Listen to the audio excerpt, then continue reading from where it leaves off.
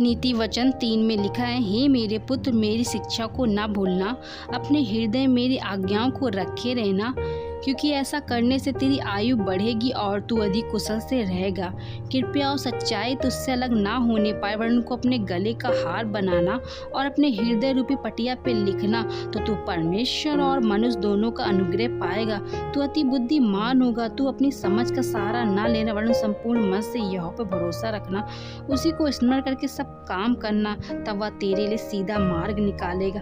अपने दृष्टि में बुद्धिमान ना होना, यहोवा का भय मानना और बुराई से अलग रहना। ऐसा करने से तेरा शरीर भला चंगा और तेरी हड्डियां पुष्ट रहेंगी। अपनी संपत्ति के द्वारा और अपनी भूमि की सारी पहली उपज दे देकर यहोवा की प्रतिष्ठा करना। इसी प्रकार तेरे खत्ते भरे पूरे रहेंगे और तेरे रसकुंडों से नया दाखमधु उमड़ता रहेगा। हे मेरे पुत्र, यहोवा की शिक्षा से मुंह ना मोड़ना, और जब वह तुझे डांटे तब तू बुरा ना मानना, क्योंकि यहोवा जिससे प्रेम रखता है उसको डांटता है, और जैसे कि बाप उस बेटे को जिससे वह अधिक चाहता है।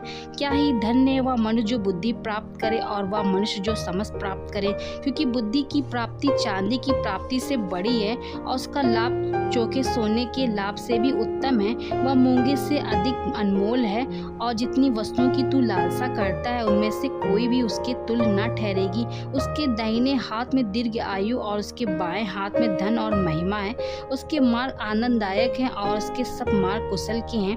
जो बुद्धि को ग्रहण कर लेते हैं उनके लिए वह जीवन का वृक्ष बनती है, और जो उसको पकड़े रहते हैं वह धन्य है। यहोवा ने पृथ्वी की नींव बुद्धि से डाली और स्वर्ग को समझ ही के द्वारा स्थिर किया। उसी के ज्ञान के द्वारा गहरे सागर फूट निकले और आकाश मंडल से ओस टपकती है। हे मेरे पुत्र, ये बातें तेरी दृष्टि की ओट में ना होने पाए। खरी बुद्धि और विवेक की रक्षा कर, तब इनसे तुझे जीवन मिलेगा और ये तेरे गले का हाथ बनेंगे। तब तू अपने मार्ग पर निडर होके चलेगा और तेरे पाँव में ठेस ना लगेगी।